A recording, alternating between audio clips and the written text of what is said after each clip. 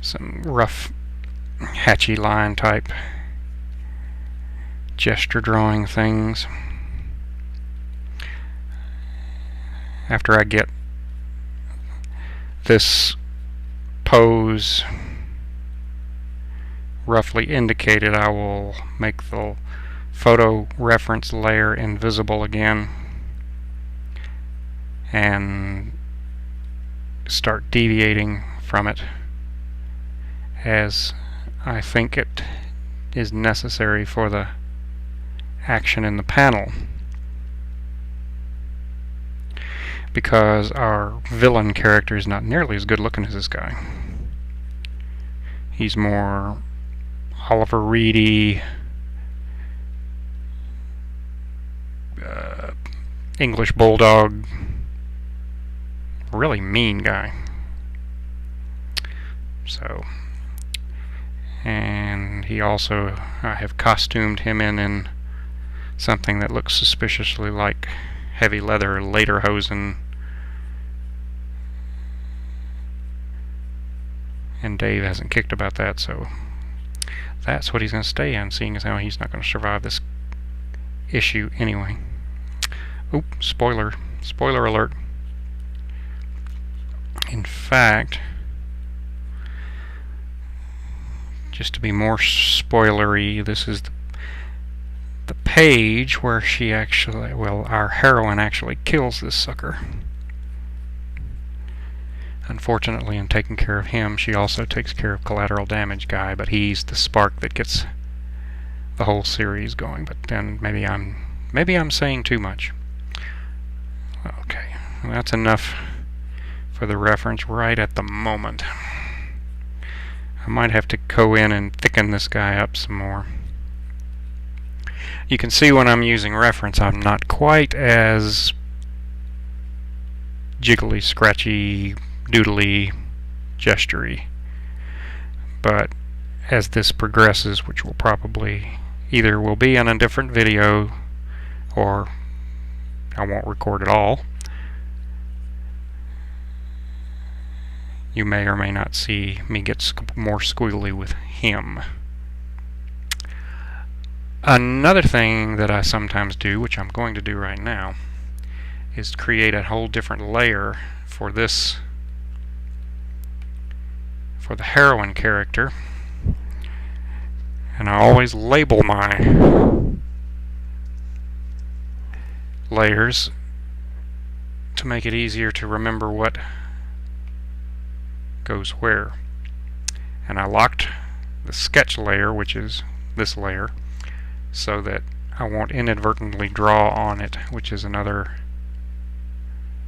irritating aspect of digital art, but it's not all that irritating. I can certainly deal with it. You just have to generate a workflow, and I've been doing this long enough that that kind of basic workflow I have well established in my mind, except for the days when I don't. But luckily today is not one of the days. Now this character is doing a kung fu-y type kick that I have been warned by Dave, the author, has to be believable, because he has done martial arts and he will know if it's wrong. He's already corrected me on the thumbnail stage, I believe, or maybe he just warned me. Anyway, because of that, because it is a key scene and he is particular, and it's his comic after all, or his characters, it's both of our comics, but he created the character. He has a lot of investment in this, and so will I by the time it's finished. Before I go to the inking stage, when I get this roughed out to a point where someone not me can tell what's going on, I will, through the magic of the internet, I will shoot it across the Atlantic Ocean and let Dave take a look at it and give me the okie dokie, or you gotta change this, bud, about the martial arts poses. we have reached an agreement. I will follow his orders on martial arts, and he will listen to me on swordplay, seeing as how I've done a bit of that in my lifetime. So, getting this kick, I'm particularly concerned about this panel as it relates to this panel. I need some clarification if these two panels are both the same strike, or is it two different strikes? One that kicks him away and the second breaks his neck, or does one do both purposes? So, just using a rough gesture-drawn female mannequin that I got out of the Andrew Loomis most excellent art instructional book, Figure Drawing for All It's Worth, which is very useful for getting the major body shapes and a little bit of the mass.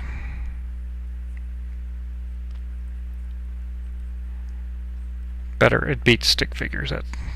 Let me put it that way. And since I designed the costume and or armor that this character wears, I also indicate that these are her shoulder armor pauldrons.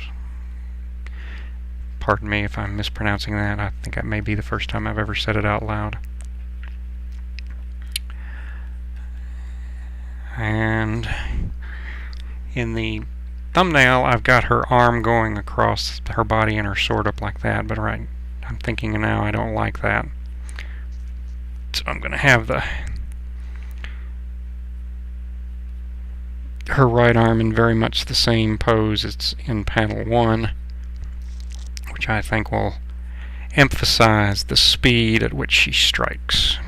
That all she's had time to do is cock this arm a little bit, and not much of any movement on this arm since it's got the weight of the sword behind it. Not that that would encumber our heroine, no, no. She is, after all, the Queen of the Amazons. No, not that Queen of the Amazons. This is the League of Analogs. You'll have to buy the book and to figure that out, but it's actually a very fun concept Dave has come up with, not something that the big comic companies have done or toyed with or explored, but this is another way of doing it, and I think it'll be fun.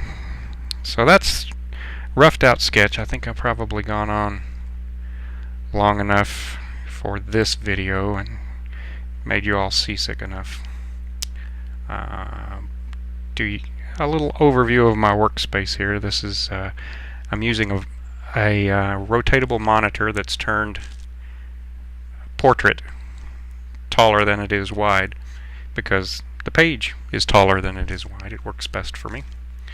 I've used Painter long enough to know that what commands I use regularly, and I have them all up here in a special menu that I can just hit the buttons and I don't have to worry about keyboard shortcuts.